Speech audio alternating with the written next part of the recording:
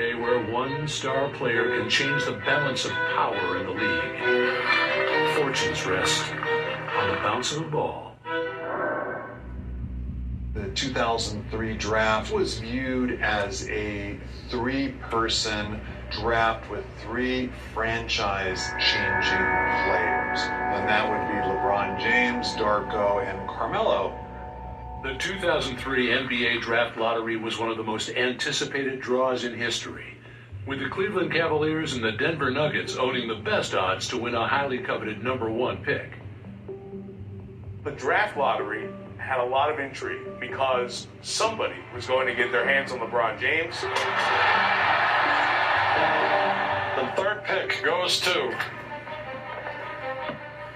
the Denver Nuggets. The second pick goes to the Memphis Grizzlies.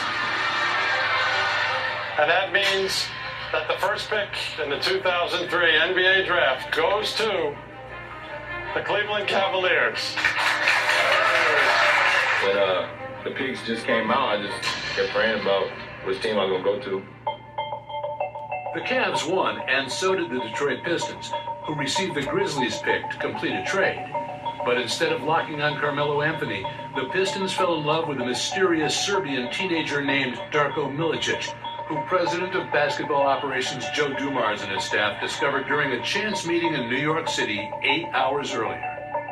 We were using John Jay University's gym for our draft preparation. By coincidence, the Pistons were there that day purely because they were playing the Nets in the Eastern Conference Finals later that evening. I just remember going over and talking to Joe while the Pistons were still in the shoot-around and telling him that I was watching Darko shoot on the other side. Coaches and staff of the Pistons started just naturally filtering over. More and more people started watching.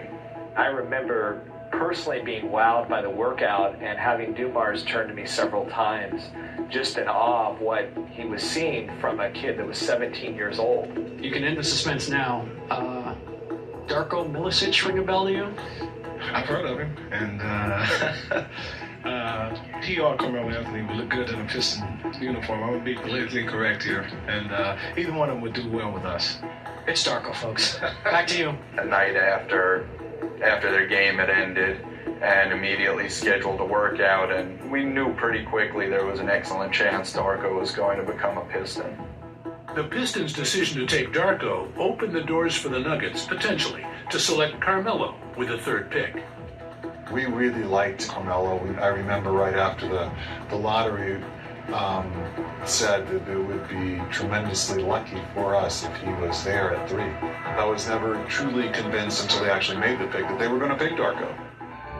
While LeBron, Darko, and Carmelo earned most attention, potential All-Stars could still be found in the deep draft, determining who was the challenge, especially for the Miami Heat at number 5.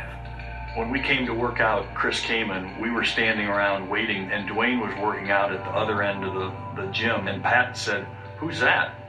Who's that kid down there?" "That's Wade." And he said, "Whoa." That caught Pat's eye from a distance, and I think that was 4 or 5 days before we worked out Dwayne. There was a real question mark with Dwayne about whether he shot the ball well enough, whether he handled the ball well enough. This is like 22 notes that I had written to make sure that Dwayne was being prepared for all of the workouts that he was going to have. Very, very excited, very anxious. When I got done with my workout on Saturday, I was, just like I was laid back. I was like, okay, I did all I can now. Just wait and see what happens. The world's most famous arena is Madison Square Garden, hosting the 2003 class for the NBA draft. I'm sure we called Cleveland as a courtesy to see if they wanted to trade the number 1 pick, which they didn't. The Cleveland Cavaliers select LeBron James. Now the Detroit Pistons are on the clock at number 2. The Detroit Pistons select Darko Milicic from Serbia and Montenegro. The Denver Nuggets select Carmelo Anthony from Syracuse University. The Toronto Raptors select Chris Bosh from Georgia Tech University. With Chris Bosh gone at 4, the Heat faced a difficult decision. Should they take the center, Chris Kaman, or gamble on Dwayne Wade? The day of the draft, the whole day, the whole week, I was just numb. I mean, I knew I did everything I could have did in my workouts. Man, I just had to leave it up to God.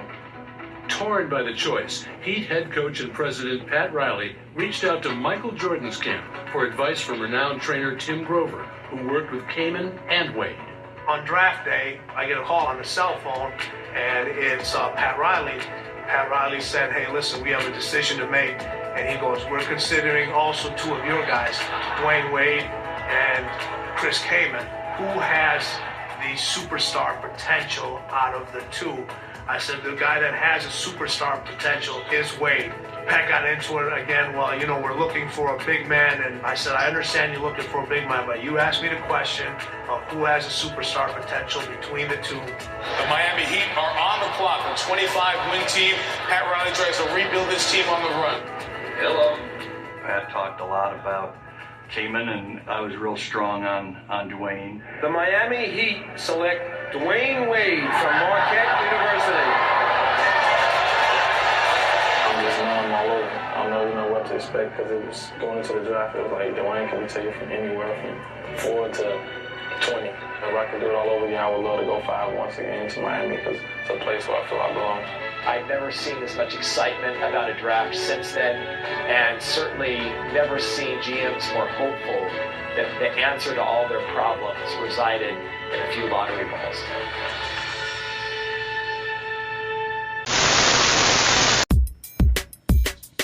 Like, share, and subscribe.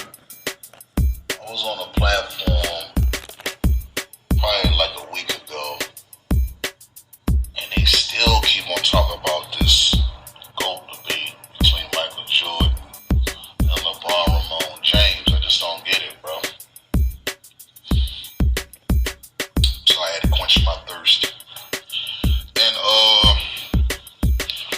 I brought up the Rookie of the Year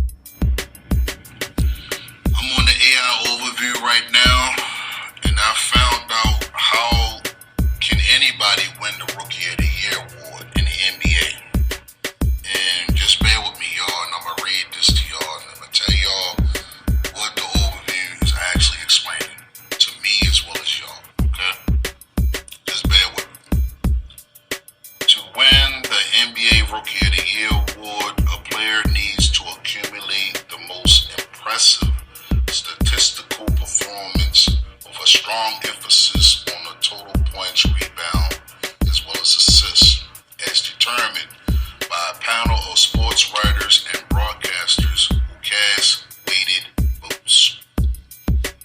Top draft picks, especially those in the top 4, are often favored in a strong all-around game, along with playing time opportunities on their team significantly increases a player's chances.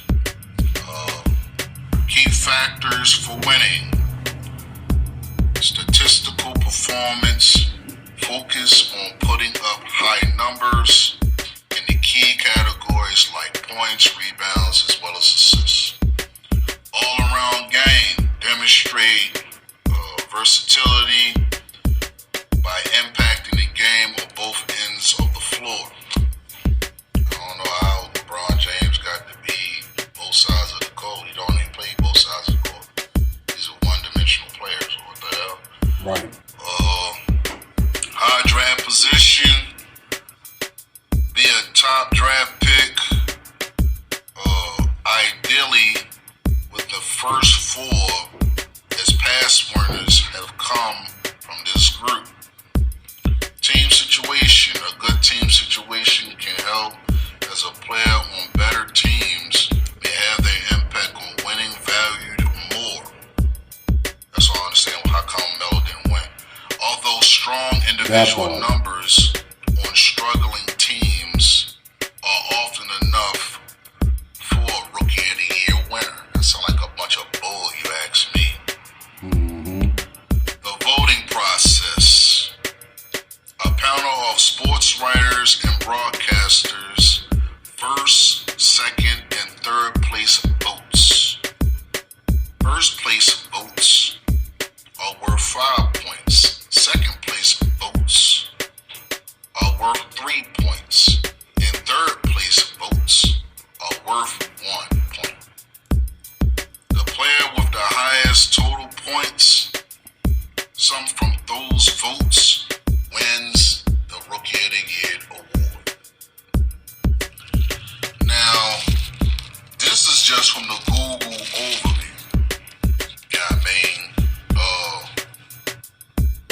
like I said, man, my thoughts on it, me personally, I think Melo didn't get a push like LeBron Ramon James. Even though he did go to college, LeBron didn't go to college.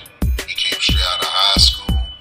I don't even understand how the hell did this situation even got caught up for him not going to college and then just skipping college.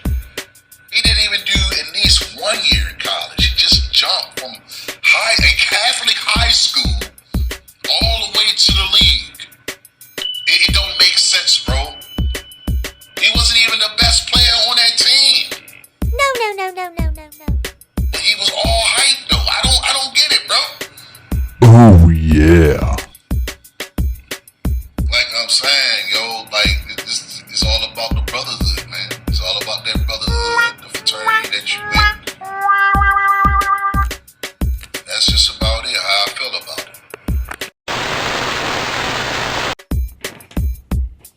I'm looking at the draft picks right now. I got it on my notes. And I got 10 lottery picks in that draft class in 2003. You know the part that like really gets me, which I don't understand how the hell the NBA actually condoned this. Did you know out of the top 10 lottery picks, LeBron James played with 3 of the 10, which was Carmelo Anthony, Dwayne Wade, and Chris Bosh. And this is what the NBA called greatness. This is a freaking joke, my nigga. Oh yeah. Now, I'm about to give y'all all the names that was in that draft class that year, the top 10. And I'm going to start with number 1. LeBron Ramon James. He was the first pick. He averaged 20.9 points, 5.5 rebounds, and 5.9 assists per game. Now, I'm only going to give you the ones that made it to the playoffs. If their numbers is trash, I'm not giving you the games they played, y'all. I'm not. It's defeating the purpose. No. And it's a waste of my breath because I got some dudes on here that average 1 point. You feel me? And these were the top lottery picks. You know what I'm saying? So it's like really a waste of my breath. If the numbers look good, I will give you the games that they played, but I'm going to give you the teams that they played for, though. You see what I'm saying? Oh, yeah. I don't know if I actually read LeBron James' numbers. I'm just too busy running off my mouth. So I'm going to give it to you one more time. We're going to run it back again. LeBron James is the number 1 pick. He averaged 20.9 points, 5.5 rebounds, and 5.9 assists per game. He played for the Cleveland Cavaliers during this time. He won 42 games that year and lost 40. He did not make it to the playoffs that year. You feel me? Draft number 2, Darko Milicic. He was the second lottery pick. He averaged 1.4 points, 1.3 rebounds, and 0.2 assists per game.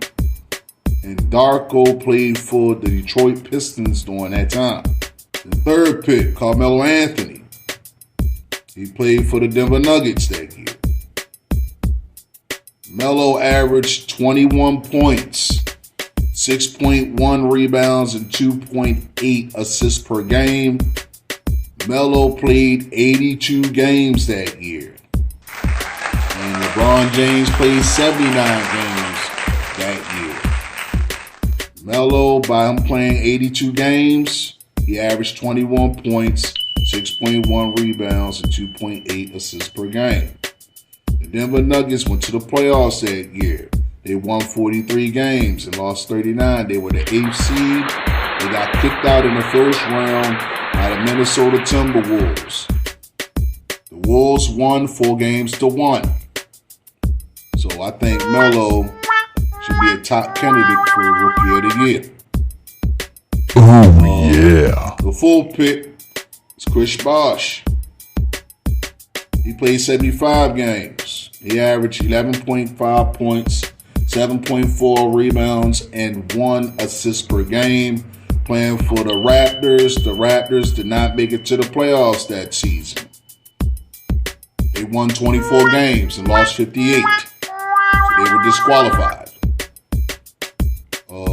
The 5th pick, Dwayne Wade.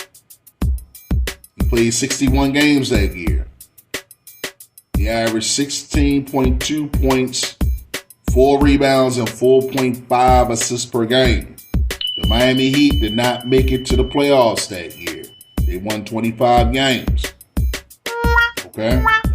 The 6th pick, you got Chris Kaman. He was the 6th pick. Okay? I'm not going to tell you how many games he played because his numbers are trash. But he got 6.1 points, 5.6 rebounds, and 1 assist per game. Now, this dude played for the Los Angeles Clippers. They did not make it to the playoffs that year. They only won 27 games and lost 55. Okay? You got Kurt Henrich. He played for the Chicago Bulls. He played 76 games. He averaged 12 points, 3.4 rebounds, and 6.8 assists per game. And the Bulls did not make it to the playoffs that year. They won 30 games and lost 52 games. Okay? The 8th pick, you got TJ Ford. He played for the Milwaukee Bucks. They made it to the playoffs, but his numbers are not good. But by them going to the playoffs, they were the 7th seed. And I'm going to give you his numbers because they made it to the playoffs. He averaged 7.1 points, 3.2 rebounds, and 6.5 assists per game. I got the 9th pick, Mike Sweetney. He played for the New York Knicks. Okay? Sweetney averaged 4.3 points, 3.7 rebounds, and 0.3 assists per game. The Knicks did not make it to the playoffs. They won 37 games and lost 45. And the last lottery pick, number 10, Jarvis Hayes. He played for the Washington Wizards. He played 70 games. His average is 9.6 points, 3.8 rebounds, and 1.5 assists per game. Playing for the Washington Wizards, they did not make it to the playoffs. It was a lot of niggas that didn't make it to the playoffs, yo. The Wizards won 37 games and lost 45. Okay? Now, the closest 3 that I can say that was in this particular situation. Okay? Let me give you the ones. This is really crazy, yo. This is really lopsided. Said the top 4, right? Okay. You got Kurt Henrich, which averaged 12 points, 3.4 rebounds, and 6.8 assists. Then you got Dwayne Wade.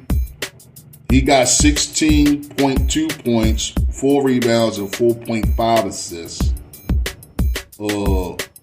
You got Carmelo Anthony with 21 points, 6.1 rebounds, and 2.8 assists. And you got LeBron James, which averaged 20.9 points, 5.9 rebounds, and 5.5 rebounds and 5.9 assists a game. I'm sorry about that. That was a typo. I'm too busy looking for paperwork so I can write down some notes. So I'm jotting down all of these names, right? And I'm writing down LeBron James numbers. And I'm writing down D Wade numbers.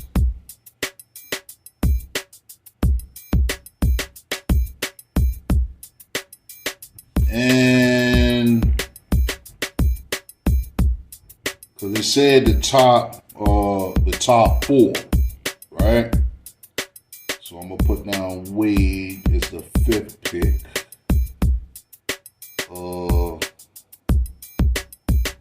Wade was what? 16.2, 4.0 rebounds or 4.5 assists. You got Melo. He got 21. 6.1 rebounds and 2.8. And I got one more,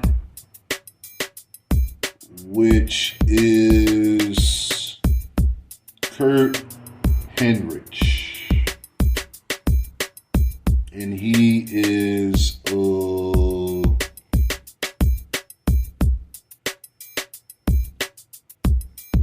7th pick.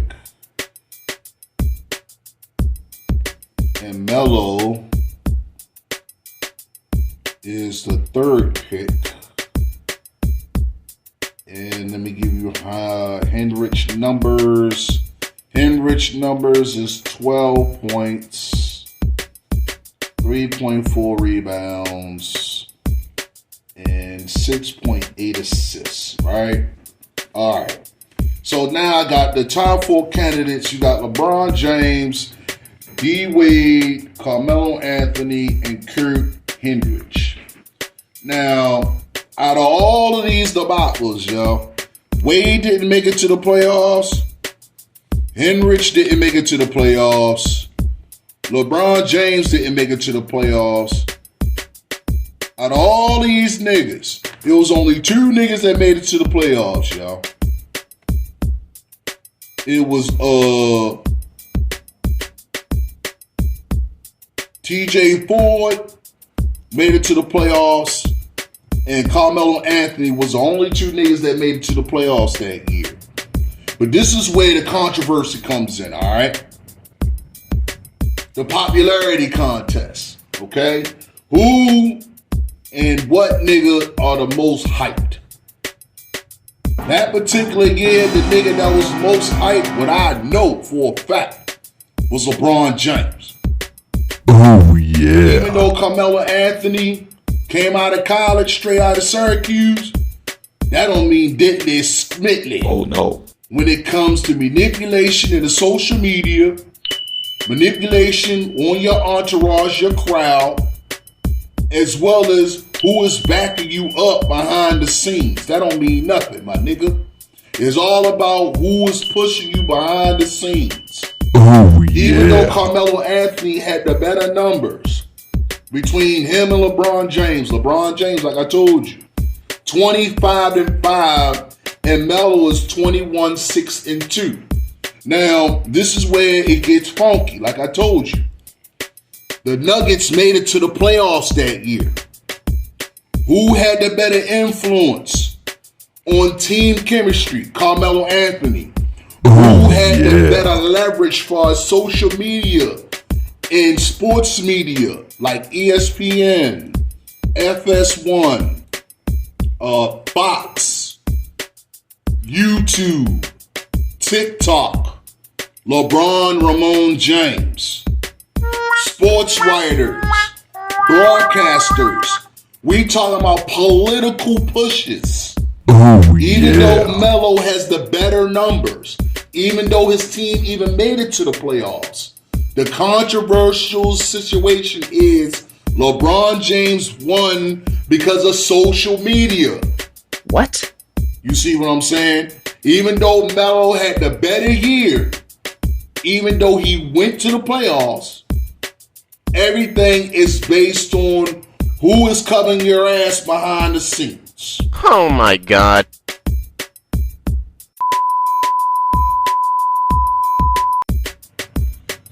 I decided to look up on the AI overview once again and to ask the computer, how is it possible that Carmelo Anthony loses the Rookie of the Year, whereas though he averaged 21 points, 6.1 rebounds, and 2.8 assists per game, and the Denver Nuggets went to the playoffs with the record of 43 wins, 39 losses. They was the AFC seed, and they lost in the first round to the Minnesota Timberwolves 4-1. And LeBron James didn't make it to the playoffs. He won 42 games, averaging 20.9 points, 5.5 rebounds, and 5.9 assists per game. Now I'm trying to figure out how the hell did this goof LeBron James even win the Rookie of the freaking year, even though the Cleveland Cavaliers did not go to the playoffs at all. Now, I got this soliloquy with the AI overview. Let me drink my coffee real quick, and I'll be right with you. Hold on. It's good coffee too, man. This is what the AI overview is saying. LeBron James won the 2004 Rookie of the Year because his essential all-around game, including superior assists and defensive stats, was seen as more impactful by voters, despite Carmelo Anthony averaging slightly more points, similar number of rebounds, and leading his team to the playoffs. Voters prioritize James' well-rounded play as a Oh my God. straight out of high school. Sound like to me is sound biased in a Oh, yeah. contest, if you ask me, nigga. LeBron James' case of Rookie of the Year.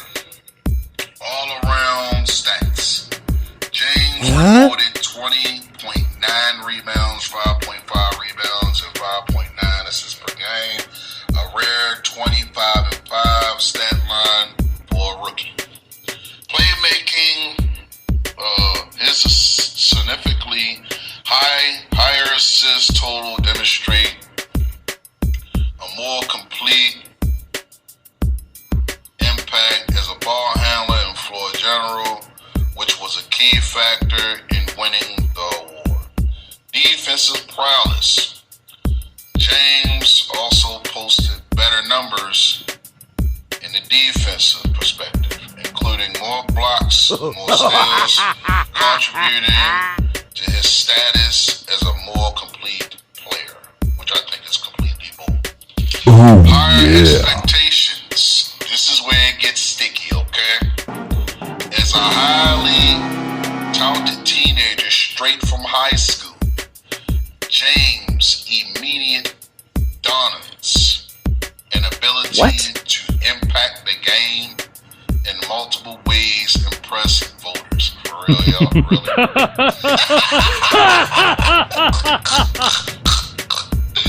Really, nigga, this sound like a bunch of hoopla to me. It's all about who he went, nigga. Go along, get along, gang, nigga. You feel me? It's all about who you with, my nigga. Whatever brotherhood you with, you know what I'm saying? It sound like to me it's a bunch of political nonsense, you ask me, my nigga. Carmelo Anthony's case and the Melo did it argument. Huh? What the hell? We have minor difficulties, my nigga. Minor difficulties. Minor difficulties. You know how when you feel like something was crawling on your neck, my nigga? What? You know what I'm saying? Like, it felt like some type of freaking bug was on my neck, nigga. What the hell? You talking about EMGs, my nigga? That's why I don't like when it's hot outside, my nigga. Like, there's always something crawling on a nigga. When you wear like cologne and lotion and all this extra crap, nigga, you have bugs crawling on you. You don't even know bugs is on you and all this and all that. Yeah. You're talking about feeling EBGB. Nasty as hell, nigga. All that I got right along here, nigga. That part. You know what I mean? Like, that's wild, nigga. What the hell? Is it? Like, you know when you feel like something's wrong with your neck, my nigga, you don't even know it. You don't even realize it, dog. Like, that's real creepy as hell, nigga. Is it? I'm glad I ain't got arachnophobia, my nigga. Oh no. The hell? Right, nigga. I feel dirtier than ever now. Oh, And I'm in work, you know yeah. what I'm saying? Facts. Back to the presentation at hand. The comedy hour is over with. It's over with. Carmelo Anthony case and the Melo did it argument. I don't know what the hell that means, but okay. Huh? Slightly better scoring. Anthony averaged a slightly higher scoring output of 21.0 points per game per Yahoo Sports. More rebounds. He also grabbed more rebounds and averaged 6.1 boards per game. Playoff success. The most compelling argument for Anthony is that he led the Denver Nuggets to the playoffs. A team that had won 17 more games previously to the playoffs, a significant achievement that voters historically favored. So tell me, why the hell did he win the Rookie of the Year, nigga? Alright, team success. Anthony immediately leadership and the ability to drag his team into the playoffs in a tough Western Conference was seen by some, including Tracy McGrady, as more deserving than James' individual brilliance. Me personally, how I feel about that? I don't give a damn what anybody got to say, bro. LeBron James won it because of this word, high expectations. Politics, nigga.